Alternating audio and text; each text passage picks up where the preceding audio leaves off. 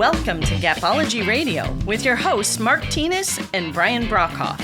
This is your leadership development podcast where they share unique insights with the purpose of helping leaders achieve their greatest potential.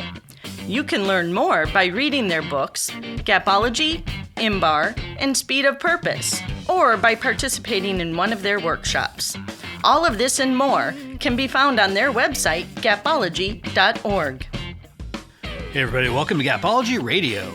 This is your leadership development podcast where we discuss methods to help you achieve your greatest potential.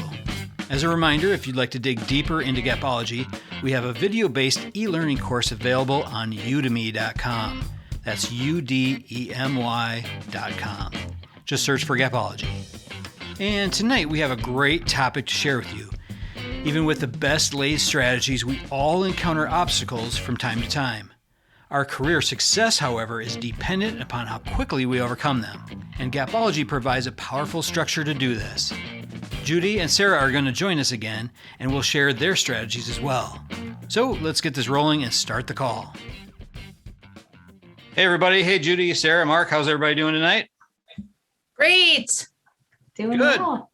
Awesome. Excellent. Sweet. Well, we have a great topic to chat about tonight. This is one that every one of us encounters probably daily in some respects. This one's all about overcoming obstacles with Gapology. And there's kind of a bias out there that obstacles are always a bad thing. And in reality, it's really, I think, an opportunity for growth, especially personally, professionally, even as an organization. These are great opportunities for growth. And with Gapology, we lay out a wonderful structure. It's a foundation to really begin with when you're trying to go after these obstacles. And I'm sure we'll get into all of this as we get going here. So what do you guys think? Sounds good. Cool. Sound good? Judy, what do you think? I think it's time to overcome some obstacles. Let's go. We are not afraid of the call. Any obstacles that come about, we'll overcome them. Okay. Sounds good. Sounds good. All right. So Mark, do you want to take it away? Yeah, thanks, Brian. So obstacles really are about the main thing that Gapology focuses on, overcoming obstacles. They're really just performance gaps, aren't they? And they represent significant opportunities. So we need to change our mindset. Obstacles are opportunities. It's just that simple. They're performance gaps that need to be identified and closed. And what I've seen is in some organizations, we don't want to talk about obstacles. So we look the other way. They're not popular. They're off limits. Maybe they're the bosses. Their idea created the obstacle, so we can't talk about it here. So you've got to first identify an obstacle to close it, a gap. Identify, then close. So the obstacles have to become a reality. So as leaders, we want to create a culture where we celebrate identifying obstacles and overcoming them. Brian and I had this amazing experience. We went into a retailer. I won't mention their name. And they had a significant obstacle. They were 10% off budget for the year. So Brian and I toured the stores, and we determined just in walking and talking that 50%, half of all the product was in the back room. 50% was on the sales floor and 50% was off the sales floor.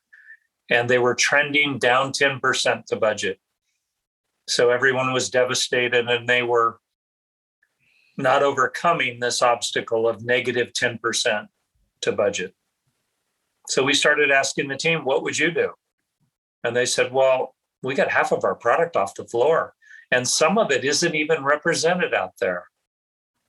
We would rearrange the sales floor this way. So guess what? We listened. We took action, and we moved 30% of additional product to the sales floor. Obstacles were simply the opportunity. sitting right there if we just ask questions. One of the things we really focused on was not to give anyone information. We simply asked questions. The amazing thing was the team had the answers. They knew what to do. The leaders wouldn't listen. So 50% on the sales floor became 80% on the sales floor. It was September of the year. They were down 10% the budget for the year. They ended up 3%.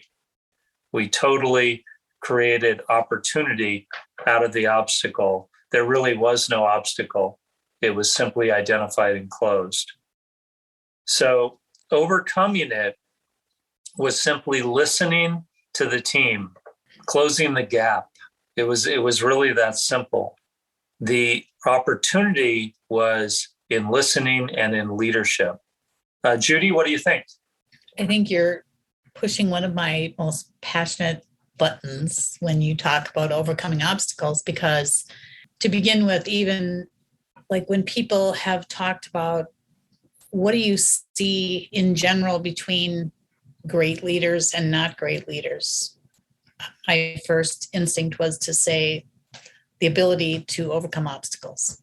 Like the group that I would not want on my team would be making excuses for why things weren't able to be done. And the people that I loved as leaders on my team were people that would say, here's an obstacle and here's how I'm going to overcome it. I just think it's the difference between great leaders and not great leaders. And so many times people, I know from the very beginning of my sales training, when people would be nervous because they were trying to sell something and somebody was stating an obstacle, it's like, well, when they state an obstacle, they're giving you the reason to be able to overcome it. So if they tell you, if they don't say anything, if they're quiet, that's bad.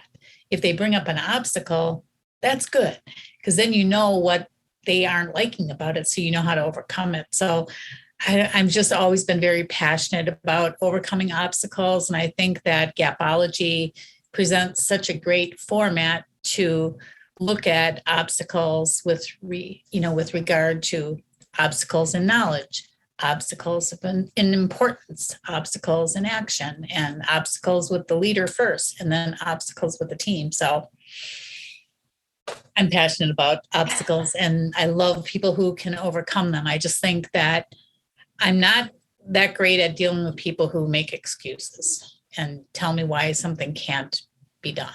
And I love anyone who is just working to say, hey, here's an obstacle, but let's try to overcome it this way. And even if it doesn't work, you're putting forth effort. And then if that doesn't work, you can try something else. So I love overcoming obstacles. No, that's awesome. Yeah. Thank you, Judy. And if I Sarah, can what are your in, thoughts? Yeah, I think that she emphasizes it well because in our work together with Relatively Speaking, we run workshops and we help organizations curate a solution that works for them. And usually these workshops are born out of what?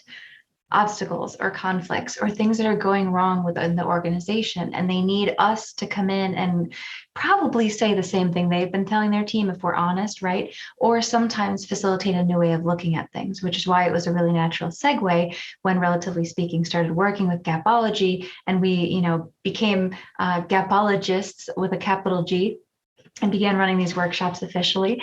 And it's been really fun. And I know that one of the shticks of Judy and I working together is our age difference and the fact that we have incredibly different backgrounds and different upbringings, but we looked at our careers at a certain point when I think we both wanted to stop working for other people. We looked at each other and we said, wait a second, couldn't we just help people realize this thing? Because we have very different careers, very different outlooks and ways of approaching things, but everyone is dealing with the same conflicts and obstacles. And that's why, bringing it back to the core material, Gapology is such a great tool because, as Mark will tell you, it does not matter what industry you're in. It doesn't matter who you are, what level of leadership, what level of skills and knowledge. It's an equation. You pop this on any organization and there she runs. And it's absolutely amazing when you watch this in action because they have the data that represents it. And I think one of the coolest things because I'm a nerd and I think about these things like data and analysis and postmortems of projects. My boyfriend will joke because the only things I get excited about are like black and white cookies and meetings. Like if I smell a meeting, I'm just really, really hopping.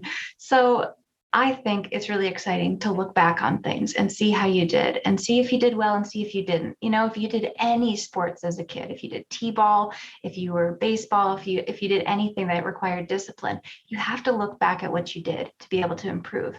And it's the people who stick their head in the sand, like Mark was saying, and you never bring it up and you never do anything about it, you're not going to go anywhere. So I think we're equally passionate, but that's my take on obstacles. Oh, that's awesome. Thank you, Sarah. Brian, anything to add? Yeah, I think being open, not just to discover or identify what the gap is, but really open to seeking out the gap, even if it's your own, and especially if it's your own, because you have no better control over a performance gap than your own. If you can go after that, if you can actually look for it and then go after it. And, everything we're talking about here is all about opportunities for growth. And if we just start by closing our own knowledge gaps first around what the actual obstacle is, first of all, trying to identify that, and then identify the gap around it, I think that just will provide us so much information then that we can move forward with.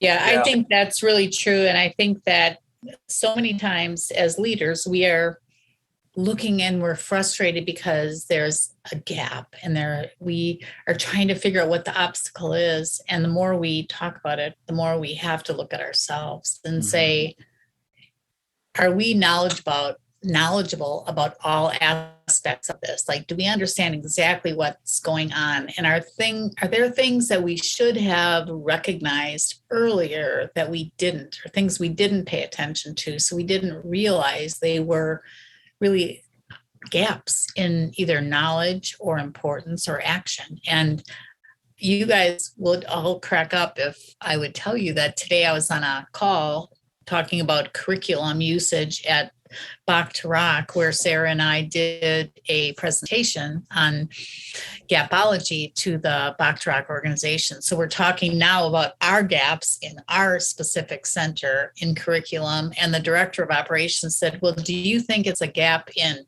knowledge or importance or action? I was like, you are using my words against me. This is so unfair.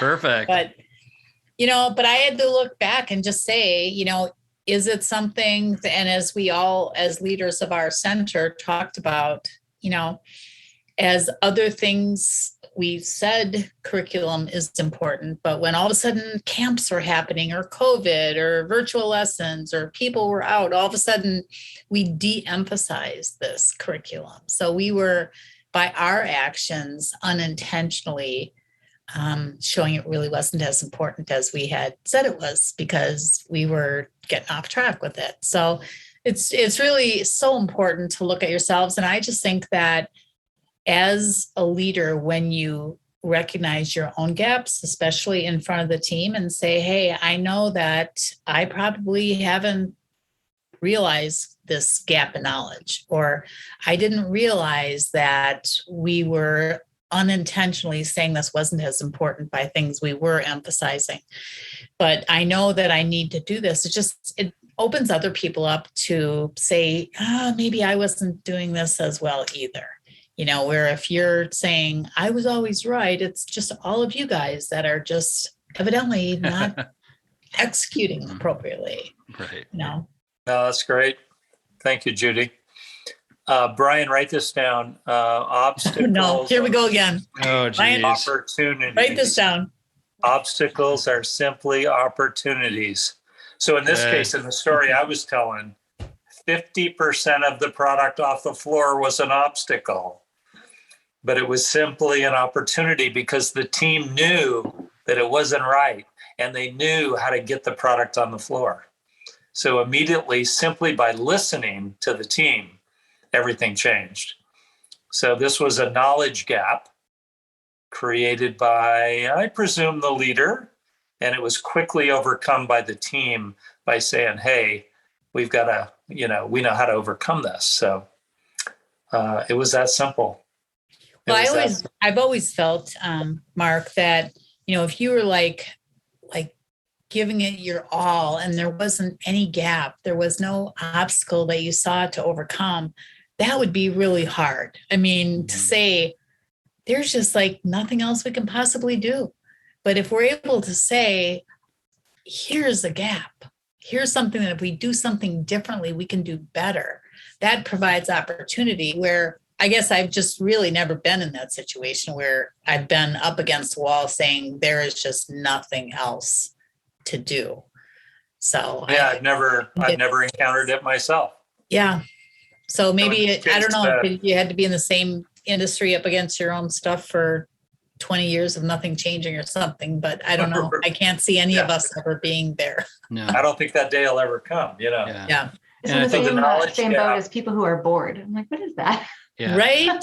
Yeah, I agree, Sarah. Yeah, and I think the best way to discover a new gap is to ask somebody. You ask anybody, and they're going to be able to tell you something. So I love that. Just ask questions. So let's shift gears to the importance gap. So some leaders don't ask questions. They lead by telling.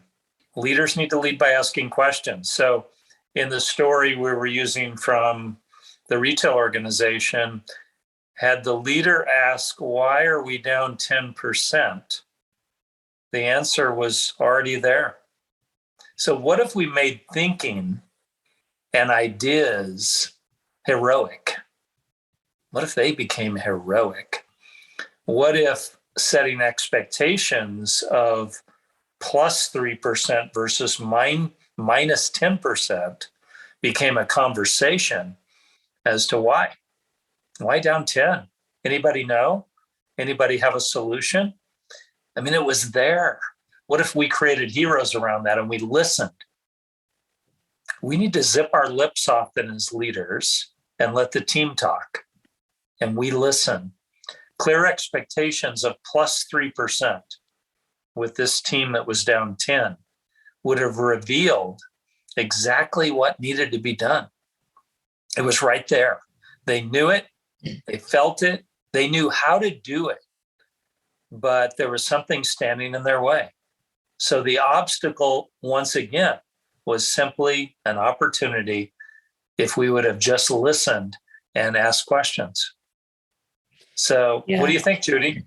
No, I think it's so important. And it's just what's so amazing about talking about Gapology, I've said this from the beginning, is that it occurs like daily, hourly, by the minute in my life. And without even trying, like, I'm going to go back to this. We had a very lengthy staff meeting on curriculum, which was really interesting today. And what we really came down to is like we're hiring musicians, people that love music and want to share their love of music. And we're asking them to get kids to join bands and have them come play at an event and talk to the parents. And, it all came down to like pausing, and let's not like make our amazing musician teachers crazy by mandating a whole bunch of things. And let's take a step back and talk about why these things are so important. And that's exactly the importance gap. It's like you can mandate things. You can say you have to be at a certain point and you have to meet a certain metric, but all of a sudden it's like we have to take a step back and really talk about why. We haven't been in person. We've gotten really busy. We've asked more of people. The teachers have back to back lessons, and we're saying, do this more. And it's like, let's pause and just take a step back, talk about why we're doing things. It's why do we want to have kids in bands? It's a better experience, and kids in bands want to perform because they're excited to be with their peers. But it really, by saying, let's take a step back and talk about why, we're really saying, let's close this importance gap. Because now we have the knowledge, but we're trying to go too quickly to like, how to do. Why aren't we doing it? Let's talk about why it's so important. Yep. Yeah. And they are sequential. You got to identify Right. the knowledge gap and close it first, and then the importance gap comes right in behind that. So once you learn that, it makes it easy. Sarah, what do you think? Well, I just love how many examples Judy gives about Bach to Rock, because I still remember when she introduced this book to them and she saw a recognizable shift in her actually very young workforce. I mean, from what she's used to in the corporate world, this is a pretty big shock to the different generation to work with for a woman who calls me for tech support.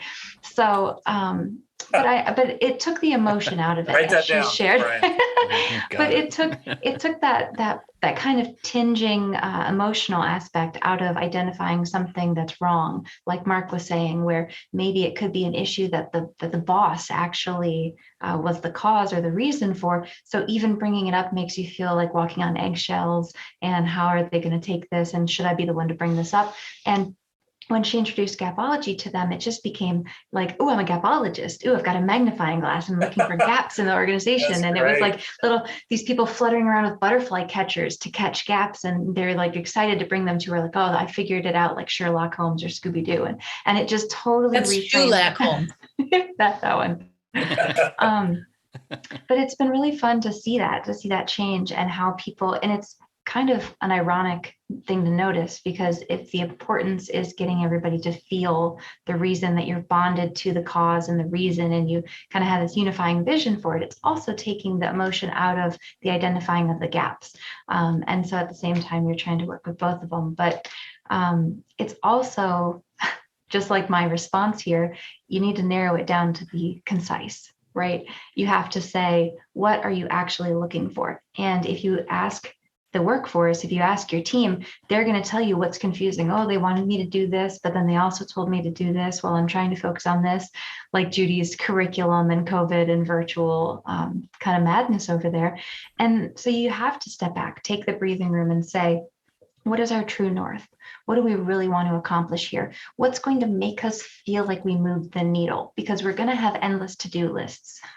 We are humans, and we're motivated to succeed and achieve and accomplish. So we're going to keep having to do things, but to really say what KPI, what metric, what number, whether it's sales or investors or students or sponsors, whatever you're trying to move towards, narrow it down, hone it in, close the gap. Well done. Yeah, and I guess I'll bring something up that kind of shows like my vulnerability, and how other leaders may not recognize this, but like being in the dynamics of having my son, who is like closer to the age, and he's a musician with all the other employees. And I'm like, okay, I've run a business before. Not like I portray myself that way, but they know that.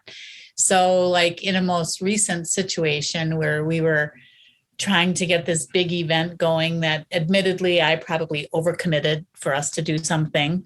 But the people were like, they knew I wouldn't want to hear some of their responses, but they kind of like say that to Jake. And he's like Eric maybe mentioned that, he'll do whatever you want, but maybe he doesn't want to say what you might not want to hear.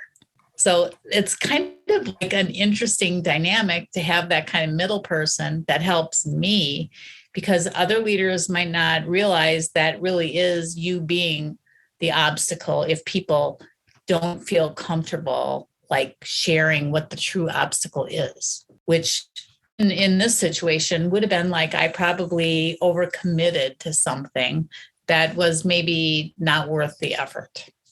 But I was the one that made the relationship connection, had the event that people didn't really want to like say that maybe to me because they didn't want to disappoint me or didn't want to tell me what they didn't think I wanted to hear. But I had this like secondary person. So I just bring that up as I think it's I'm grateful I have that situation, and that, I have that intermediate like person that can like share that with me, because I think that's important, that some leaders may not realize that if you don't like look yourself straight in the mirror and say, do people really feel comfortable telling me what they think I don't want to hear, then you're really, missing an opportunity. Well, thank you for absolutely sharing your innermost feelings. Okay. That was good. That was good. Oh. Write all that Well, down, I Brian. figured that you would be like really vulnerable and share something and play some guitar Yeah. like, for us or something now, because I see that in the background. Anything to add, Brian? Yeah. So I love all that. And I think, specifically with Judy, being vulnerable and being open to that, because when you look at Gapology, one of the fundamental things that we teach is if you have a knowledge gap, where your team doesn't know what to do or how to do it, it's like we own that as the leader, right? If we have an importance gap where our team doesn't know why they need to do something or when it needs to be done, we own that too. So we need to start in closing any of those importance gaps or knowledge gaps by looking in the mirror, like she said. I thought that was super important. And then what Sarah was saying around narrowing things down and bonding to the cause. Oh, I love that. That should be on the t-shirt. Write that down. Mark, write that down. Write that down, Brian. Yeah, but I love that. I think simplicity is critical when we're trying to overcome any sort of obstacles. We need to figure out what it is. Let's keep it simple. Let's put the steps in place to overcome it, and let's get working on it. But we can't skip right away from understanding what the obstacle is to the action. We need to understand the whys behind it. Well done. Well done. So one of the things Judy really brought up was blame. Yeah. So what if we could create a culture where we avoided blame? What if the obstacle was not something that we blame someone for, but it was an opportunity? And we created a culture that wasn't about blame. Think how quickly we could surface all of the obstacles and overcome them. So as leaders, we've got to avoid blame. We've got to avoid it in our behavior. We've got to challenge it within the team. And again, tie the obstacles back to opportunity. In every economic environment, we're going to see winners and losers. And we need to, in sequential order, close the knowledge gap, which is identify the obstacle, close the importance gap, create a culture where obstacles are talked about, where leaders ask why we're missing a given, performance metric. And then that moves the team to action when we avoid blame and we create heroes for overcoming the obstacles. It's a total game changer. Move the product to the sales floor. Think about it. Sell the product. Who's to blame? Let's get it done. And suddenly we're overcoming the budget. Surprise, surprise. So as leaders, the answers are often right there.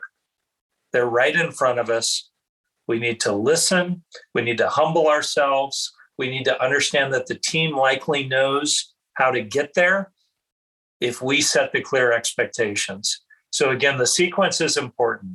Knowledge gap, product to the floor in terms of identifying that as the obstacle. Importance gap, creating a culture where we can talk about it. And then action gap, where we sell the product. And suddenly everything has changed. So Gapology applied to overcoming obstacles works. It works every time. It works in every environment. And it's pretty simple. And we just need to understand we can base our entire leadership around that. And it works.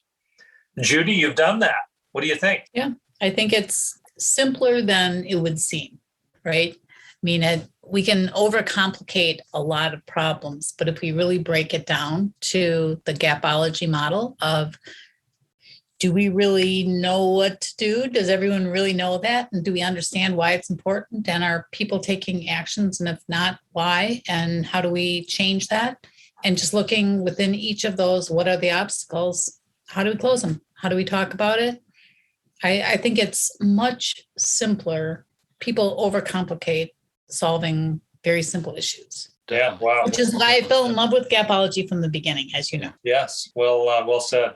Sarah? Well, you would think that the the one with the short, crazy hair and the tattoos would be all about action in the action gap, right? That this would be my favorite. Hey, hair is long. I know. I said that, but this is going to be an audio thing. They don't know that. Are you talking about Brian? yeah, he's the rebel over there. Oh yeah. But actually, the action gap can be one of the most anxiety-inducing gaps for the leaders, right? Because we've talked about it. We own the first two. and if we are good leaders, we more than likely have maybe just a smidge of control issues.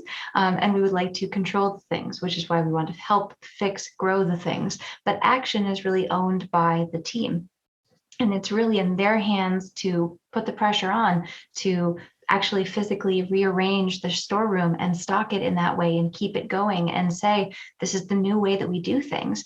And it's that commitment that is built on the closing of the importance gap, which is why that emphasis on the order is so important. Because if you just try and slap an action Band-Aid on the end, you're not going to actually solve the problem because you're totally neglecting the fact that there's no base knowledge, not importance. And that's why the tools of Gapology in general in this book are so cool, because they're the tools that let you drill down in those individual areas and say, do we know for sure the knowledge gap is closed? Let's do an exercise. Let's do some training. Let's do some role play. Do we know for sure everyone in the room is nodding? That gap is closed, let's move on. And then you go to the importance, and you have to do it to that emphasis, because that's how you know that you're building the strong structure. Because if you get weak buy-in or fake buy-in, and you get to this culture of non-accountability at the end, then it's just all going to be like grains of sand. It's just, you're going to pick it up and it's going to be nothing. I have more than a few gingerbread houses that had this fate. It's not pretty.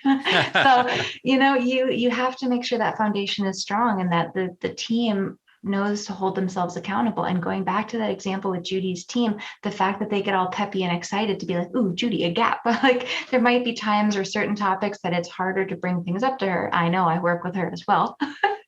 We all have different ways of approaching discussing conflict and things like that. But to, in general, have a culture that allows these things to be discussed in a very respectful way that helps everyone grow is the best way for teams to stay together. And Judy's on the call, and that's what she's been known for in her career, is the strength of her teams and the way that they stayed together. So it's only natural that we were using Gapology for a number of our workshops before we started working with you guys. So, well, ironically, the gist of why people don't like to bring things up would be like, if they're going to tell me something won't work before they try it, or tell me like what the obstacles are, I do have an issue with that, because it is like when we came into this situation where somebody didn't want to bring something up, it's like, here's the conflict with me. And like, a person is like, and before even talking about this call or overcoming obstacles, it's like, if you would define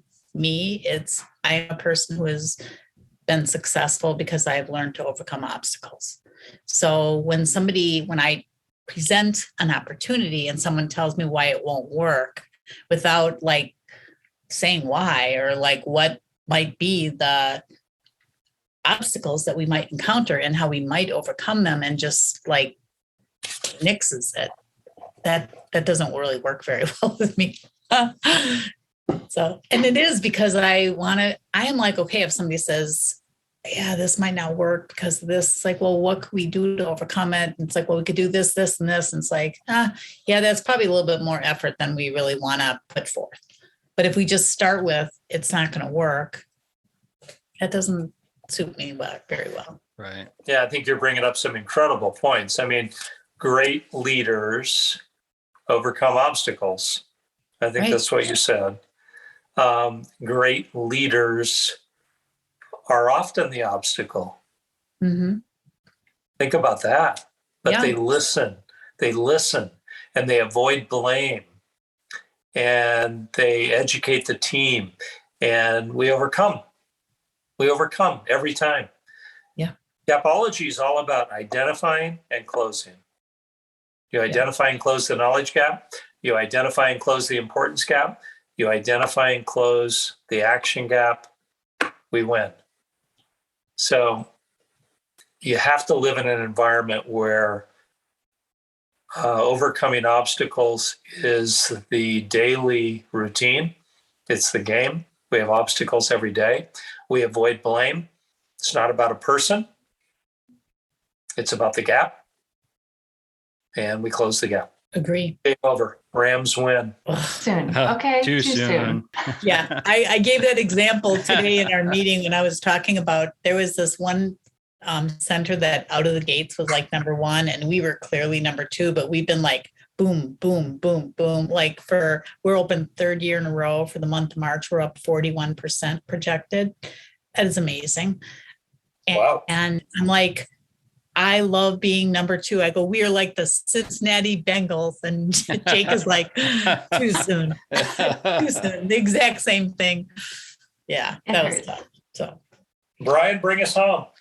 Bring us home, Brian. All right. Yeah, I think a couple things that I was thinking as we're going through it. So, number one, keep it simple. Start with yourself. Look internally at your own gaps. If you've got an obstacle out there, first of all, identify what that is. What's the root cause of it? Is there a knowledge gap? Is there an importance gap? And then is there an action gap with myself as the leader? Start there. And then from there, you can move to your team. I think too often we jump in to try to solve it before we take these systematic steps. So I think that's critical. And remember that seeking out obstacles that's not a bad thing.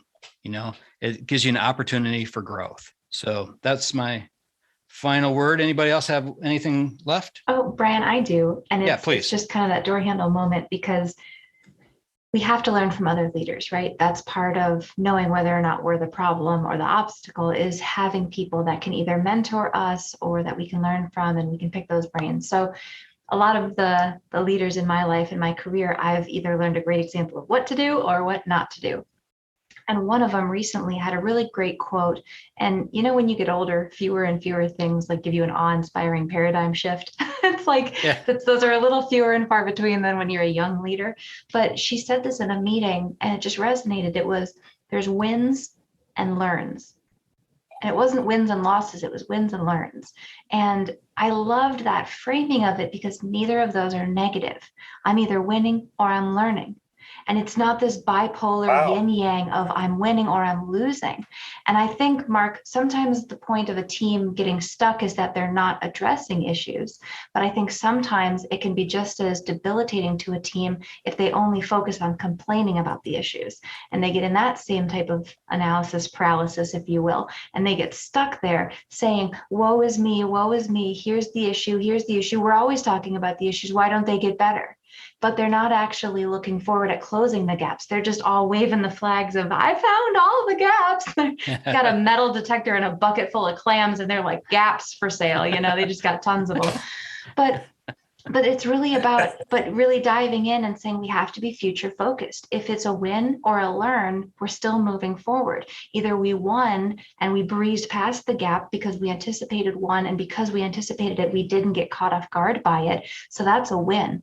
Or it's a learn, and there was a gap, but we identified it when we started the project. We kind of knew that something like this could have happened. It did.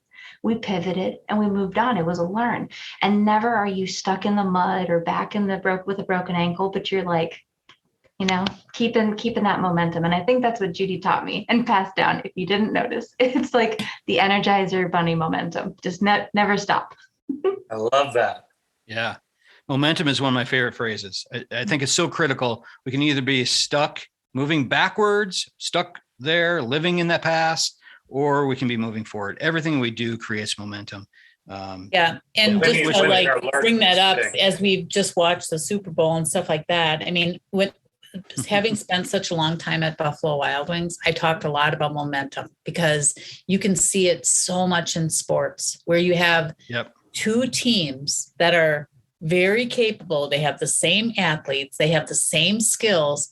And when one team gets momentum and they start that feeling of like, we can do this and we can do more and we can do more, you can just see the same teams like perform better. And it is momentum. And that is really the great leader that helps catch those moments to be able to create that momentum. And totally. Yeah. Totally. Absolutely. Very good. Awesome. All right. Well, thanks everybody. I think that'll be good for tonight. Brian is Well- like here to like stop us talkers to say, okay, it is bedtime for Let's some roll, people somewhere in this country. Yeah, Sarah, I think it's late there for you, right? Yeah, it's coming up on, midnight 30. Yeah. All right. Well, we'll talk to you all later. Everybody have a great week. All Thanks, right. Brian. Bye, Great everybody. week. Thank you. Bye. Talk to you later. Okay, well, that'll do it from here. For more information on Gapology, head on over to our website, gapology.org. Everybody have a fantastic week. We'll talk to you soon. This has been a Gapology Institute production. Visit us at gapology.org.